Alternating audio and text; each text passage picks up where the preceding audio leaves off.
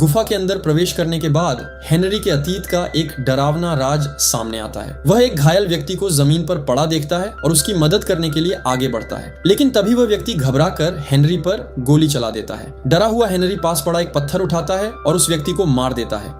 इसके बाद उसे एक सूटकेस मिलता है जिसके अंदर एक रहस्यमयी काला पत्थर रखा होता है। जैसे ही हेनरी उस पत्थर को अपने हाथ में लेता है, उससे निकलने वाली काली शक्तियां उसके शरीर में समाने लगती हैं। धीरे धीरे हेनरी का रूप बदलने लगता है और इसी पल एक साधारण लड़का भयानक वेकना में बदल जाता है। 11 सीधे वेकना के माइंड में प्रवेश कर जाती है, जहां उसका आमना सामना वेकना से होता है। इस दौरान 11 के दोस्त बाहर से उसकी मदद कर रहे होते हैं। वे हाइव माइंड और उससे जुड़े टेंटिकल्स पर हमला करते हैं, जिससे वेकना को भी दर्द और चोट महसूस होने लगती है। इसके बाद 11 और वेकना के बीच एक जबरदस्त मानसिक और टेलीकिनेटिक लड़ाई शुरू होती है। दोनों एक दूसरे पर अपनी पूरी ताकत झोंक देते हैं, लेकिन धीरे धीरे 11 वेकना पर भारी पड़ने लगती है। एक समय ऐसा आता है जब वेकना 11 का गला दबाने ही वाला होता है। तभी अचानक उसके शरीर से निकले टेंटिकल्स उसी को जकड़ने लगते हैं। दरअसल उसी समय विल बायर्स वेकना के हाइव माइंड से खुद को जोड़कर उसे नियंत्रित करने लगता है और उसकी एक भुजा तोड़ देता है, जिससे वेकना कमजोर पड़ जाता है। इस मौके का फायदा उठाकर 11 अपनी सारी शक्ति एकत्र करती है और टेलीकिनेसिस का इस्तेमाल करते हुए वेकना को पूरी ताकत से पीछे की ओर धकेल देती है। पीछे मौजूद एक नुकीला टेंटिकल वेकना के पेट के आर पार हो जाता है, जिससे वह गंभीर रूप से घायल हो जाता है।